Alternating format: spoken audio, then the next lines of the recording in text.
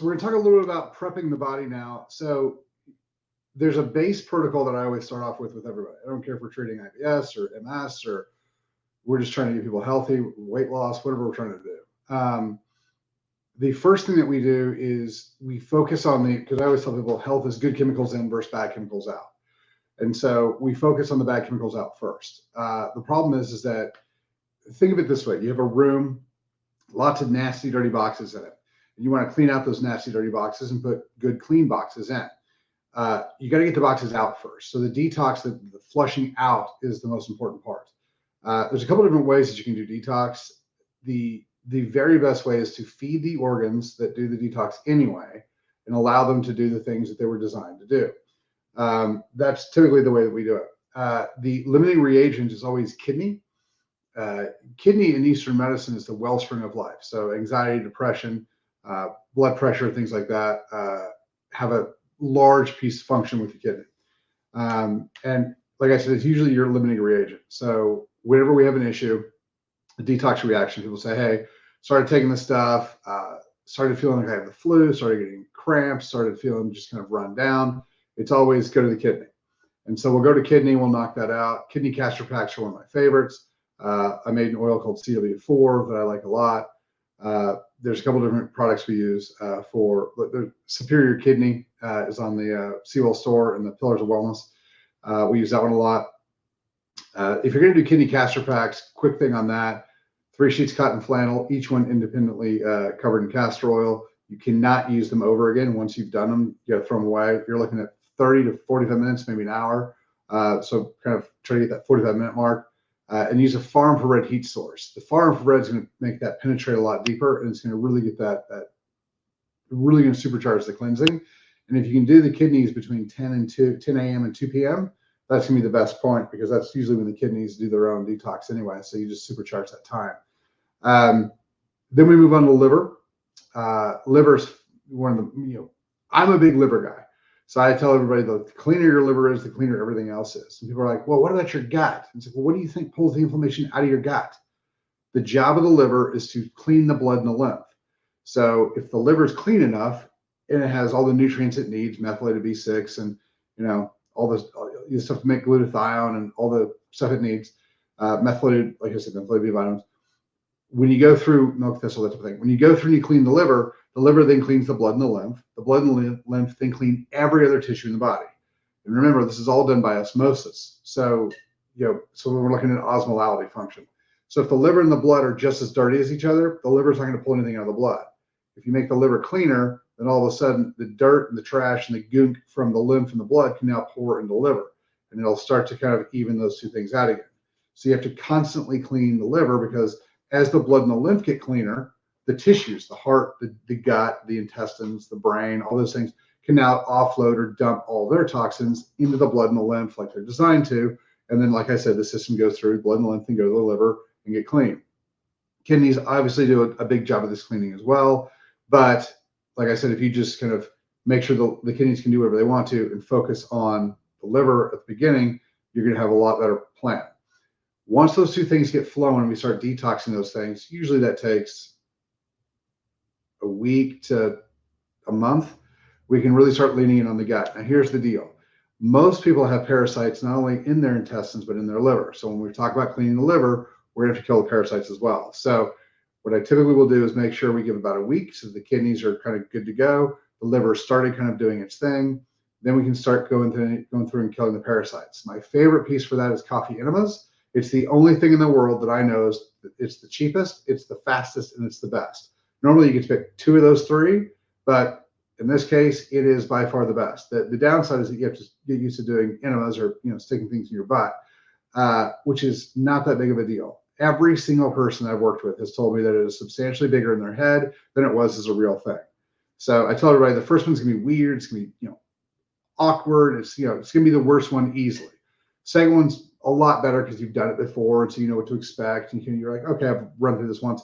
By the third one, you're more concerned with what's on Netflix than you are with what's going on. So it's not that big of a deal. Just start knocking them out. The more of those you do, the faster you clean the liver. Some of the other things I love for liver, Tudka is one of my favorite things for liver.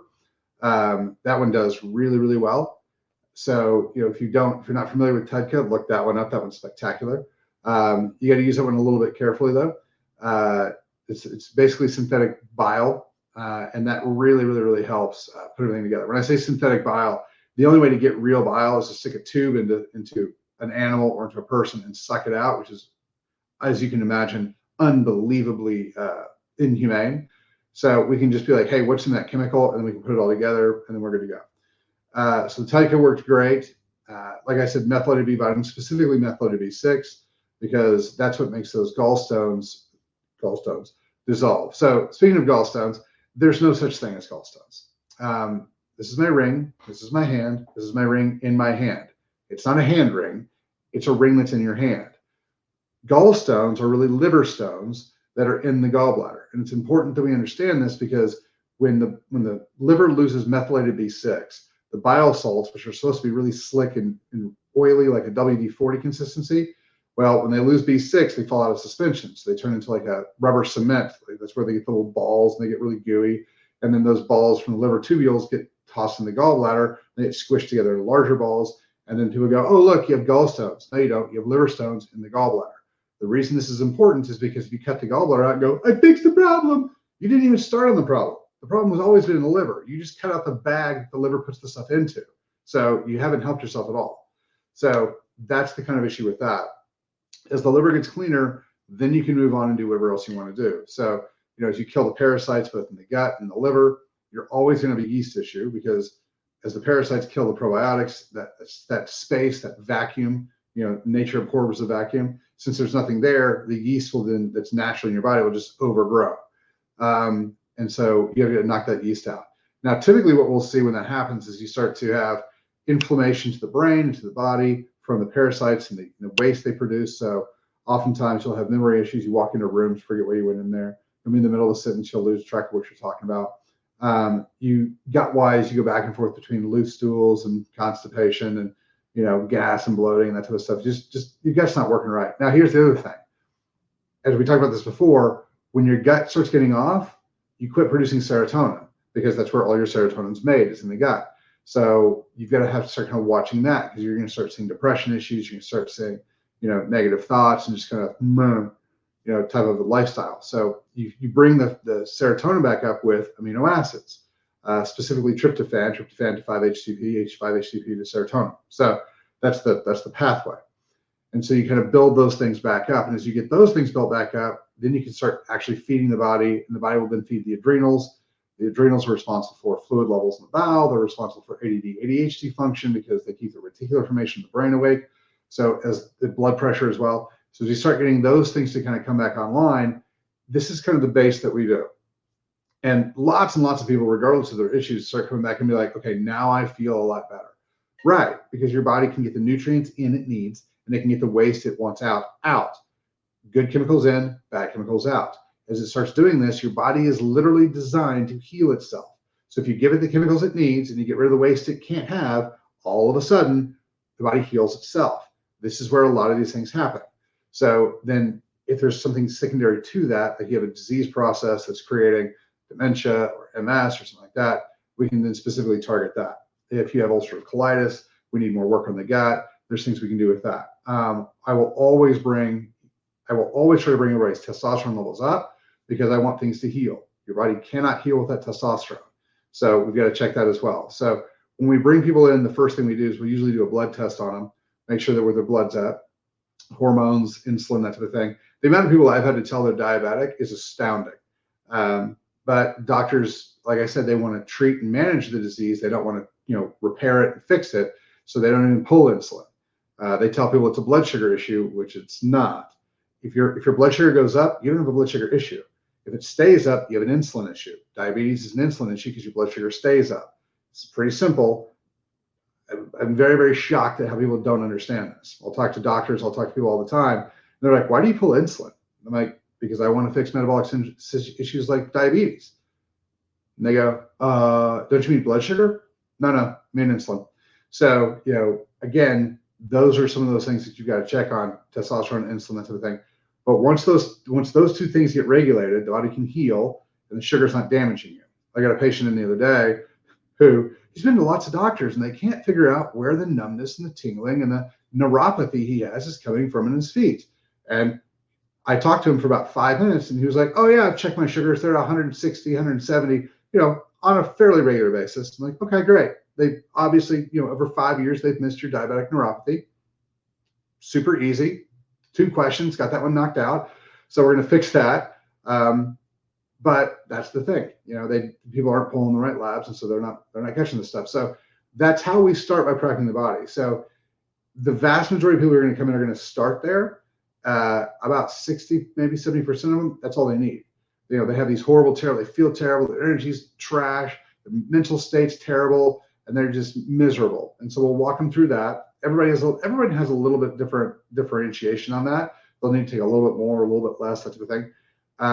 But that's kind of where we always start. So if you're wondering where you should start, that's how you do it. So just go through and do that type of stuff. If you need help from the office, we can ship you the stuff we use. There's a protocol I've developed called the primary detox that is a little heavy, but it works for small people, it works for large people, it works for pretty much everybody. I prefer to bring people in and actually get them tested and get them on Thera and get them reset. But we'll do what we got to do. If someone's like, I'm in Minnesota, I'll buy all the stuff, just ship it up to me because it'd be more expensive for me to fly down there and then just do the larger detox. So that's fine too. But one of the big things I want to start making sure I talk about is the reason that I'm doing all this is for the charity treeoflife.health. We're using psychedelics and ketamine to break PTSD and addiction in veterans and first responders. So if you guys, are looking for a place to get your supplements, get them from pillarsofwellness.com, get them from the Seawell store. It's basically the same thing. And the proceeds for that all go to the charity. And so what we're trying to do is we're trying to, 1, help all these guys out, and 2, spread the knowledge and the idea that psychedelics and ketamine have been proven since the 60s to be able to fix PTSD and addiction 85% of the time. Not like, again, we're not treating it. We knock a giant chunk of it out. Like the amount of things people have been telling me, I've talked to veterans and they're like, I know what all my guns taste like. And I've heard that so many times. It's a horrible thing to have to hear because I know these guys are serious. And I talked to one guy and he was like, I don't know what they taste like, but they've been in my hands more than one time. And I'm like, okay. So you can take guys and women from that position down to my life's great, everything's fine, that constant pressure, that constant, buzz, that constant, is gone. And so it's phenomenal to be able to work with these guys. Like I said, the research shows 85% of the time we get, pretty solid, almost complete resolution. I have not worked with anybody or talked to anybody yet who said it didn't help them at all. I've talked to people who said it didn't help their pain, but it fixed their mind. I've talked to people who said that their addiction's much better. It's not all the way gone, but it's much better, and they're more focused, and their lives are more calm and relaxed. So, this is what we're doing for these veterans. This is what we're doing for these guys. So if you guys are looking for a place to buy your supplements, get them from Pillars of Wellness, get them from the Seawell store, because all of the proceeds are going to go to the charity to help these guys out, so men and women. If you guys have any other questions, hit us up, questions@chalmerswellness.com, and we'll get to those on Friday. All right. Thanks for your time.